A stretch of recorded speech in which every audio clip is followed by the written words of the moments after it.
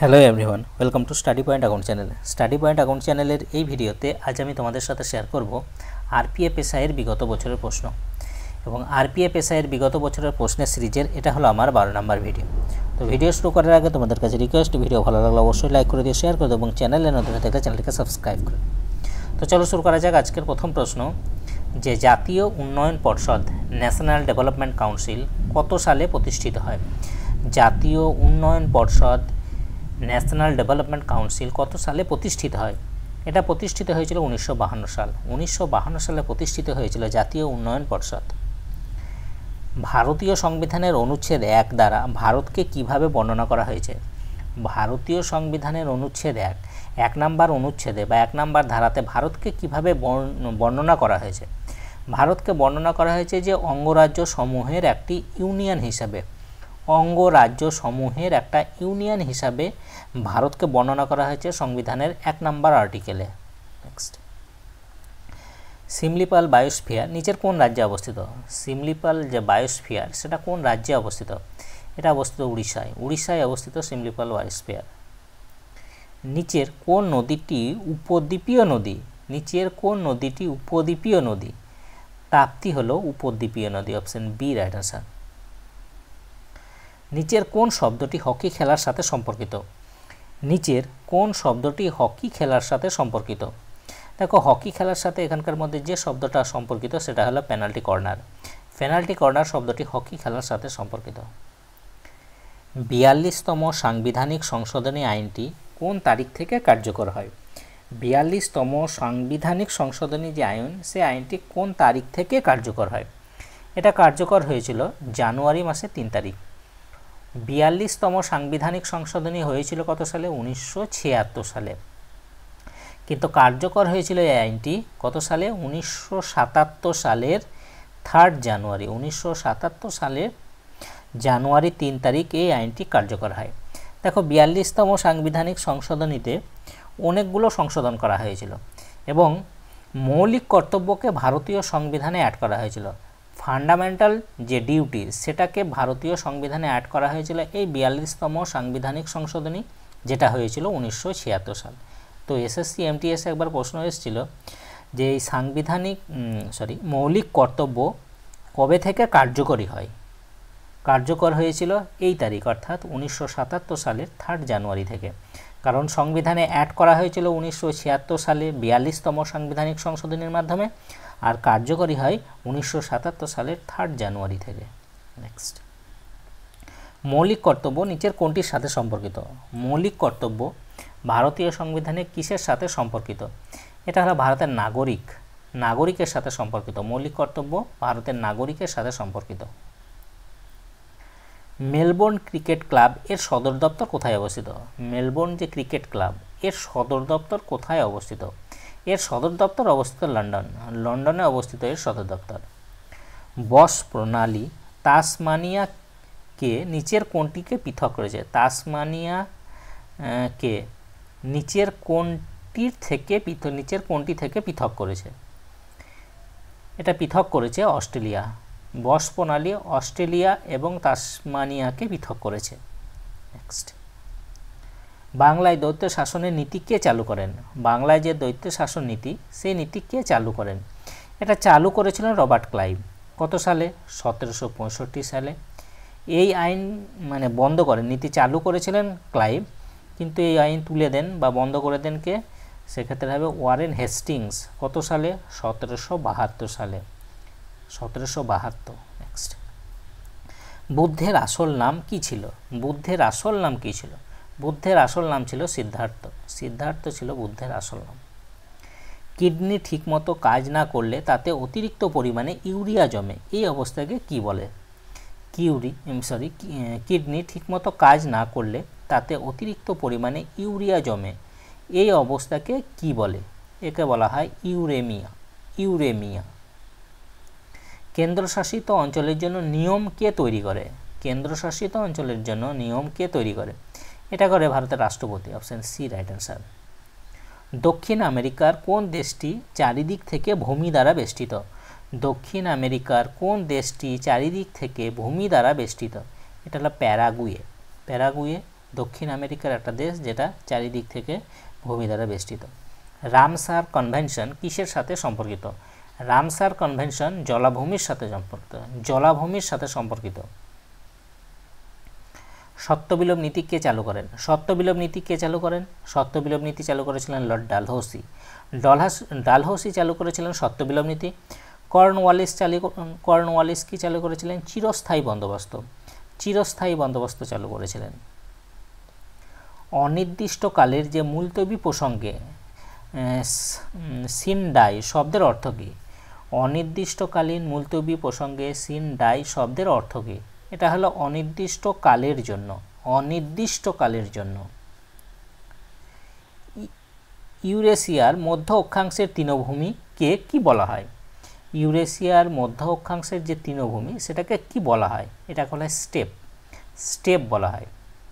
নিচের কোন শহরটি বিশ্ববিখ্যাত মীনাক্ষী মন্দিরের জন্য পরিচিত? নিচের কোন শহরটি বিশ্ববিখ্যাত মীনাক্ষী মন্দিরের জন্য পরিচিত? এটা হলো মাদুরাই। মাদুরাই মীনাক্ষী মন্দিরের জন্য বিখ্যাত। ভারতের শ্বেত বিপ্লবের জনক কাকে বলা হয়? ভারতের শ্বেত বিপ্লবের জনক বলা হয় ভার্গিস কুরিয়ানকে। ভার্গিস কুরিয়ানকে বলা হয় শ্বেত বিপ্লবের জনক। ভারতের সবুজ বিপ্লবের জনক বলা হয় এম.এস. স্বামীনাথনকে। নিচের কোনটি মহিলাদের ব্যাডমিন্টন খেলার সাথে সম্পর্কিত? নিচের কোনটি মহিলাদের ব্যাডমিন্টন খেলার সাথে সম্পর্কিত? Uber cup. উবের কাপ মহিলাদের ব্যাডমিন্টন খেলার সাথে সম্পর্কিত। কোন সালে কেন্দ্রশাসিত অঞ্চল পন্ডিচেরি নাম পরিবর্তন করে পুদুচেরি করা হয়? পন্ডিচেরি আগে নাম ছিল, সেটা নাম পরিবর্তন করে পুদুচেরি করা হয়। সেটা কত সালে? এটা করা হয়েছে 2006 সাল।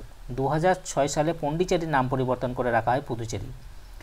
কার রাজত্বকালে মরক্কোর পর্যটক ইবন বতুতা ভারত সফর করেন? কার রাজত্বকালে মরক্কোর পর্যটক ইবন বতুতা ভারত সফর করেন? তিনি ভারত সফর করেছিলেন মোহাম্মদ বিন তুগলকের শাসনকালে, এবং তিনি মোহাম্মদ বিন তুগলকের শাসনকালে তিনি দিল্লির কাজী হিসাবে নিযুক্ত হন। এটাও এসএসসি এমটিএস এর একবার পরীক্ষা ছিল যে তিনি দিল্লিতে কি হিসাবে নিযুক্ত হয়েছিলেন। দিল্লির কাজী হিসাবে নিযুক্ত হয়েছিলেন এবং কয়েক বছর কাজী ছিলেন দিল্লির। 2 নম্বর জাতীয় সড়ক দিল্লি থেকে ড্যাশ পর্যন্ত যায়? 2 নম্বর জাতীয় সড়ক দিল্লি থেকে ড্যাশ পর্যন্ত যায়? দিল্লি থেকে কলকাতা পর্যন্ত যায়। ক্রাউচ স্টার্ট শব্দটি কোন প্রতিযোগিতার সাথে যুক্ত? ক্রাউচ স্টার্ট শব্দটি কোন প্রতিযোগিতার সাথে সম্পর্কিত? এটা হলো স্প্রিন্ট খেলার সাথে সম্পর্কিত। স্প্রিন্ট প্রতিযোগিতার সাথে সম্পর্কিত। আরবি ভাষায় খারিফ এর অর্থ কী? আরবি ভাষায় খারিফের অর্থ কী? খারিফের অর্থ হলো শরৎ। ভারতে কয়টি ভাষাকে ক্লাসিক্যাল ভাষার মর্যাদা দেওয়া হয়েছে? ভারতে কয়টি ভাষাকে ক্লাসিক্যাল ভাষার মর্যাদা দেওয়া হয়েছে? দেখো, ভারতে 6টি ভাষাকে ক্লাসিক্যাল ভাষার মর্যাদা দেওয়া হয়েছে। বিষুবরেখা নিচের কোন দেশের মধ্য দিয়ে গেছে? বিষুবরেখা নিচের কোন দেশের মধ্য দিয়ে গেছে?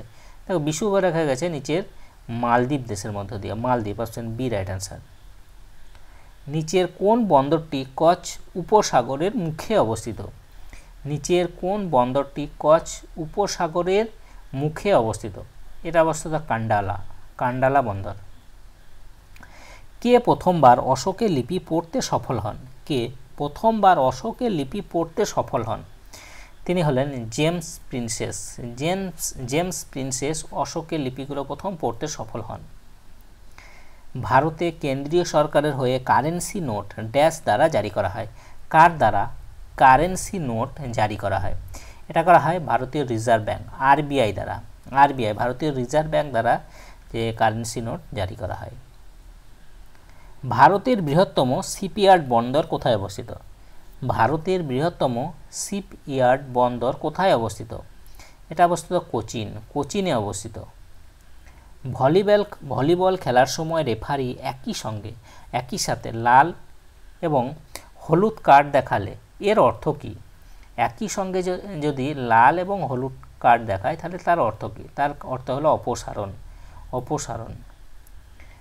পাতার বাষ্পমোচন প্রক্রিয়া প্রধানত ড্যাশ দ্বারা সম্পন্ন হয়? পাতার বাষ্পমোচন যে প্রক্রিয়া সেটা ড্যাশ দ্বারা সম্পন্ন হয়? এটা সম্পন্ন হয় স্টোমাটা দ্বারা সম্পন্ন হয়। জেন্দ আবেস্তা কোন ধর্মের সাথে সম্পর্কিত পবিত্র গ্রন্থ? জেন্দ আবেস্তা কোন ধর্মের সাথে সম্পর্কিত পবিত্র গ্রন্থ? এটা হলো পার্সি ধর্মের সাথে সম্পর্কিত পবিত্র গ্রন্থ। কোন সালে নারীরা অলিম্পিক গেমসে অংশগ্রহণের অধিকার পায়? কোন সালে নারীরা অলিম্পিক গেমসে অংশগ্রহণের অধিকার পায়? দেখো এটা অধিকার পেয়েছিল 1900 সালে, অপশন বি রাইট অ্যান্সার। ভারতের রাষ্ট্রপতি নির্বাচিত হন। ভারতের রাষ্ট্রপতি কাদের দ্বারা নির্বাচিত হন? ভারতের রাষ্ট্রপতি নির্বাচিত হন সংসদের উভয় কক্ষের সদস্য এবং রাজ্যগুলির আইনসভার সদস্যদের দ্বারা। আরও স্পেসিফিক যদি বলা হয় তাহলে সংসদের উভয় কক্ষের সদস্য বলতে লোকসভা ও রাজ্যসভার নির্বাচিত সদস্য, এখানে মনে রাখতে হবে নির্বাচিত, মনোনীত সদস্যরা কিন্তু রাষ্ট্রপতি নির্বাচনে অংশগ্রহণ করেন না। নির্বাচিত সদস্য অর্থাৎ লোকসভা এবং রাজ্যসভার নির্বাচিত সদস্য এক নম্বর। রাজ্যগুলির আইনসভার দুটি কক্ষ, একটা হলো বিধানসভা ও বিধান পরিষদ। তো বিধানসভার নির্বাচিত সদস্য, রাজ্যগুলির যে বিধানসভা আছে সেই বিধানসভারও নির্বাচিত সদস্যরা অংশগ্রহণ করে। এছাড়া দুটো ইউনিয়ন টেরিটরি আছে, দিল্লি এবং পন্ডিচেরি। তা দিল্লি পন্ডিচেরির যে বিধানসভা আছে বিধানসভার সদস্যরা, নির্বাচিত সদস্যরাও অংশগ্রহণ করেন। নেক্সট, অলিম্পিক পতাকার 5টি রিং ড্যাশ চিহ্নিত করে। কি চিহ্নিত করে? অলিম্পিক পতাকার যে 5টি রিং থাকে সেটা কি চিহ্নিত করে? এটা 5টি মহাদেশকে চিহ্নিত করে, অপশন সি রাইট অ্যান্সার। 5টি মহাদেশকে চিহ্নিত করে। নিচের কোন প্রণালী পারস্য উপসাগর ও ওমান উপসাগরকে সংযুক্ত করেছে? নিচের কোন প্রণালী পারস্য উপসাগর ও ওমান উপসাগরকে পৃথক সংযুক্ত করেছে? এটা করেছে হরমুজ প্রণালী, option D right answer. Hormuz প্রণালী পারস্য উপসাগর ও ওমান উপসাগরকে সংযুক্ত করেছে। ভারতীয় সংসদে কয়টি কক্ষ রয়েছে? ভারতীয় সংসদে রয়েছে 2টি কক্ষ। কি কি? একটা হলো লোকসভা ও 2 নম্বরে হচ্ছে রাজ্যসভা। লোকসভা এবং রাজ্যসভা, তার মধ্যে রাজ্যসভা হলো প্রবীণদের কক্ষ অর্থাৎ উচ্চ কক্ষ, আর লোকসভা হলো নিম্ন কক্ষ। তো এই ছিল আরপিএফ এসআইয়ের বিগত বছরের প্রশ্নের সিরিজের কিছু প্রশ্ন। যদি তোমাদের ভিডিওটা ভালো লাগে অবশ্যই লাইক করে দিও, শেয়ার করে দিও এবং চ্যানেলে নতুন হয়ে থাকলে চ্যানেলটিকে সাবস্ক্রাইব করে নিও। তো আজ এই পর্যন্তই, ওকে বাই।